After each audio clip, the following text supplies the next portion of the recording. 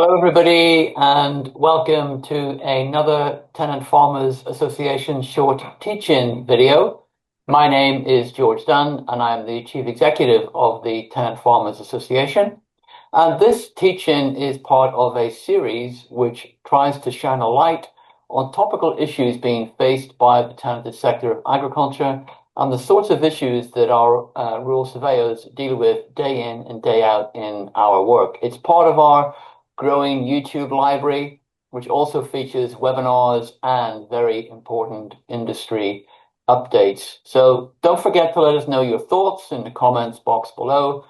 And if you found this video useful, why don't you subscribe to our channel so you don't miss out on any of the new content as we upload it. So today, we're going to hear from Adriana Vaux, who's one of our specialist rural surveyors here at the Tenant Farmers Association, and she's going to be highlighting key legal and practical steps that you can take to arrange a safe surrender of a tenancy. But before we start, I'd just like to say that we are delighted that Roythorn's solicitors are sponsoring our 2025 virtual teach-in sessions. If you don't know Roythorns, it's a national firm of solicitors steeped in agriculture. They've been operating for 90 years with landowners and tenant farmers, and their lawyers are also very active in policy groups and discussions. So whether it's about a succession application under the Agricultural Holdings Act, or a new farm business tenancy, or a dispute with your landlord, a share farming agreement, or a collaborative natural capital agreement, Roythorns can help you out and assist. So moving swiftly on to today's content, we're going to highlight the key points and steps for you to take to arrange a safe surrender of your tenancy if required. Now, this is being recorded in the autumn of 2025, so everything we cover today is correct at the time of recording. So for specific advice on your individual circumstances, we do recommend that you call the TFA head office to speak to one of our advisors like Adriana. And if you join as a member, we'll be able to keep you up to speed as things develop. So without further ado, I shall now introduce you to Adriana Vaux. As I said, she is one of our specialist rural surveyors here at the Tenant Farmers Association. So welcome, Adriana. The floor is now yours. Good morning, and thank you, George, for that introduction. Yesterday, I'm going to be talking about key points to a safe surrender, which, as you will discover later on, is actually quite a key topic, which we are facing quite regularly at the TFA during this time of very much landlords wanting to get back land for development and solar. So I thought it was important that we cover surrendering safely. So why does it matter? Well, actually, it matters because it's an incredibly good option for many different scenarios, not just for development, but for example, if you actually want to give up the holding early because perhaps you have a change of personal circumstances, which mean that you're not able to remain farming, surrender can be an option where you agree with the landlord informally. You sit around the table, discuss when you want to leave and what you're trying to achieve, which is all possible within a surrender agreement. And this process can be had for both tenancies under the Agricultural Holdings Act 1986 and also the Agricultural Tenancies Act 1995, more commonly referred to as Farm Business Tenancies or FBTs.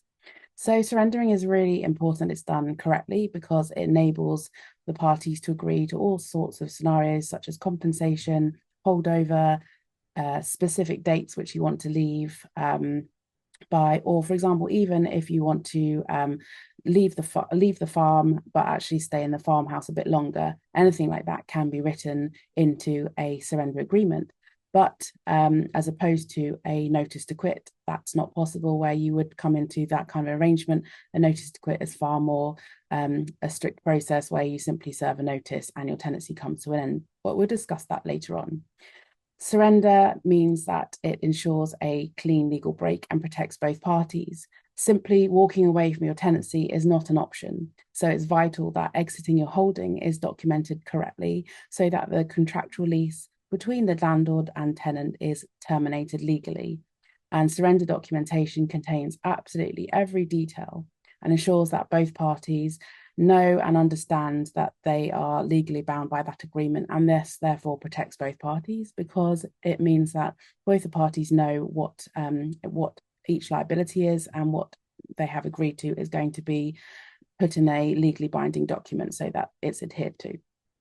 So as you will probably know that there are two types of tenancies, the AHA and the FBT. It may be surprising to learn that an AHA is actually a year-to-year tenancy. Therefore, a tenant has the ability to serve notices typically to give the landlord between 24 and 12 months notice to end on the term date. This would be in relation to a notice to quit, for example, whereas an FBT is not a year-to-year often, it's for a fixed term, such as a 10 years. It can be year-to-year, but in the context of this, we'll be talking about as if it was a 10, 20-year tenancy, which means that it can only be ended by a notice to quit at the end of a set term, such as 10 years. If, however, there are break clauses, a tenant can end the tenancy on those set break dates, as long as they give at least 12 months notice to the landlord. And why is this important? This is important because there are two methods to ending a tenancy, a notice to quit or a surrender. And I will now go and explain what the difference is between a surrender versus a notice to quit, because they each have different results and they have different pros and cons. So a surrender is a mutual agreement where the tenant volunteers to leave the holding and comes to a negotiated arrangement with the landlord. This method allows for a tailored exit strategy, which can encompass both of the parties' wishes. Whereas, on the other hand, a notice to quit ends the tenancy on a set date. And this means that a tenant serves a formal notice to leave on the set date, which is determined by the tenancy. And that's something that we TFA advisors will be able to advise you on. And it has to be within the correct time frame and giving a specific notice period of no less than 12 months. And then separate to this, the tenant and landlord would then personally choose whether to serve notices for end of tenancy claims, such as improvement compensation for tenants or dilapidation claims for the landlord. So moving on to the next slide, we will discuss the preparation of a surrender. So preparation is absolutely vital here. It is essential to understand what is needed for your specific situation. There is no such thing as a generic answer, and surrender can be a useful tool rather than using a notice to quit to try and get the very best deal possible for yourself and allow you to leave early if that is wanted. So understanding what your end goal is and then seeking advice so we can help you reach that end goal and advise as to what route is best. It's essential that you discuss upfront with your landlord or the landlord's agent what you want to be included within that surrender. For example, are you wanting a surrender payout or money for your investments, which you've made and cannot take with you? Because you've perhaps spent a lot of money on those in the past, so you're wanting some sort of compensation in return. This can all be put within a surrender agreement. Surrender is a flexible agreement and it allows for a complete exit package to suit your needs. But it's essential that you discuss all of this plenty of time with the landlord so you can get this all agreed. And a surrender means that if you don't agree upfront, then a surrender typically means that a party leaves with no claims against each other. So that's why it's really important that to get the surrender right, it's documented and discussed early with your landlord and all relevant parties. And the benefit of this means that if, for example, you and the landlord agree for certain amounts of compensation, that's put in the surrender agreement so that no one can go back on the word and those agreements are carried forward.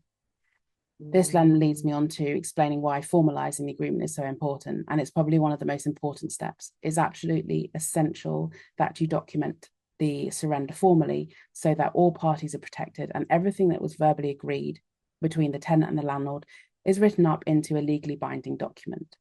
And then moving on to the next slide, we'll be discussing my essential tips for a surrender. So it's really essential that you don't try and leave a tenancy without seeking advice from the correct professionals.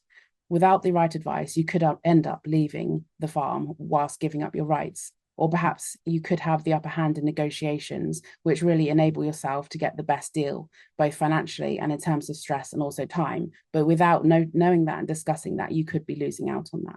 So my tips below are just absolutely essential that you seek advice early, everything is documented, and it is essential that a solicitor draws up the deed of surrender or checks over the documents, or for example, we can check over documents for you within the TFA membership and TFA Plus scheme. So looking at all your options, we can discuss that with you. We can know what your end goal is and then discuss what route is best for you. So thank you for listening. Adriana, thanks so much for that really clear explanation there. So I want to put myself into the position of one of our members. So I've written to my landlord a few months ago saying I want to leave my farm business tenancy. And he's written back to say, yes, that's fine. And he's given me a date to vacate the holding.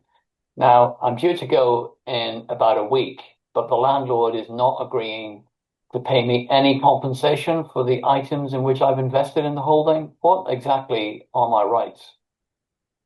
Yeah, thank you for the question, George. So if a tenant offers to leave and the offer is accepted by the landlord outside of the contractual terms of the lease, then it's considered a surrender at law.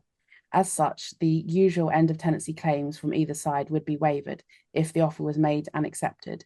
And this means that end of tenancy compensation was not agreed as part of this surrender.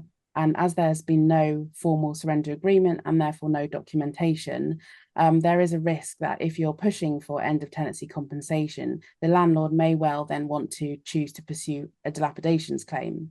So my advice is that the tenant would need to honestly assess the likely cost of a dilapidations claim against the compensation they're trying to pursue to weigh up if it makes financial sense to pursue it or whether to walk away with the ability to just leave early. Because as I previously said, surrendering is not a legal obligation for the landlord to allow. So it might be in your best interest that you can just leave early.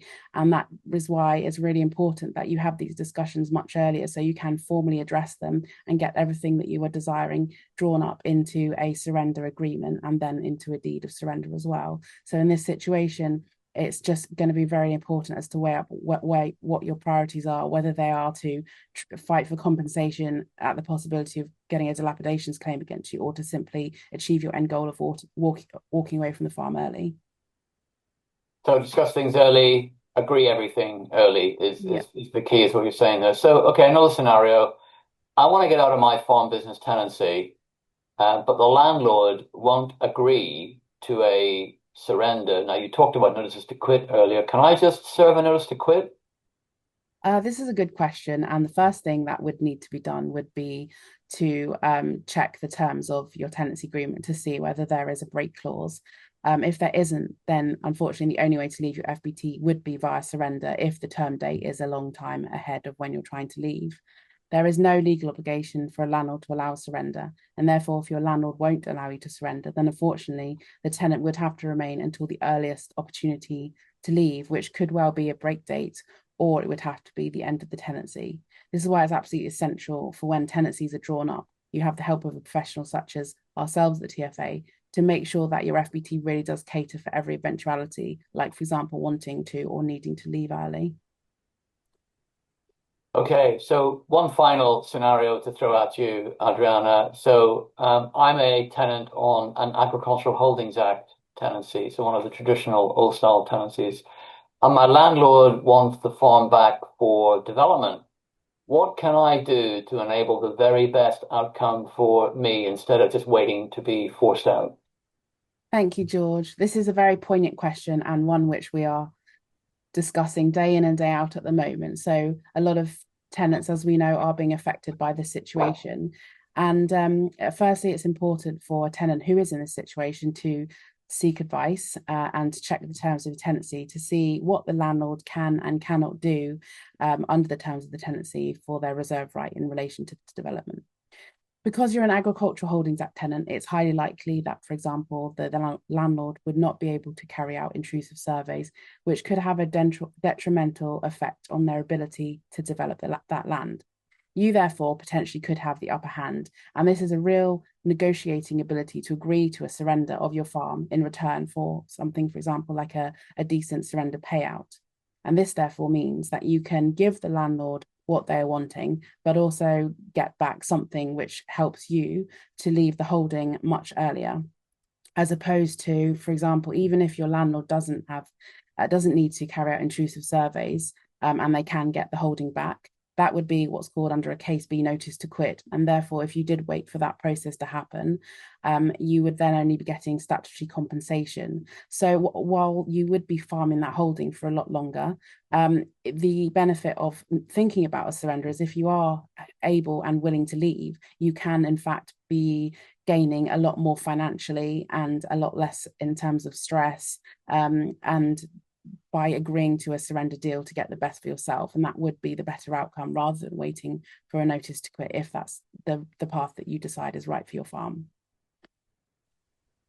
Great, Adriana. As ever, we've run out of time, so we'll have to leave things there. But if you're watching this and you've got more questions and you are a TFA member, you can call our professionals here at the TFA any day of the week. But if you're not a member, you can consider becoming a member, and our membership rates currently start at just £299 per year. So it is excellent value for money, and that gives you access to dedicated advice, information, and support from experts just like Adriana. So for more information about the TFA and how we support all farmers in England and Wales who don't own the land that they operate, why don't you have a look at our website, www.tfa.org.uk, and there you will find information about our calendar of events as well as the latest news affecting your sector. So we really hope that you have found this teaching helpful. And as I've said, this is part of our growing YouTube library of webinars, teachings, and other material that you can access 24/7. Let us know what you think about this video, and don't forget to like and subscribe to our channel so you don't miss out on any new content when we post it. So thanks again to Roy Thorne's solicitors for sponsoring our virtual program of teach-ins, and to Adriana, who's presented to us today. And finally, if you're not yet a member of the TFA, don't delay. Join up today. Thanks very much, and goodbye.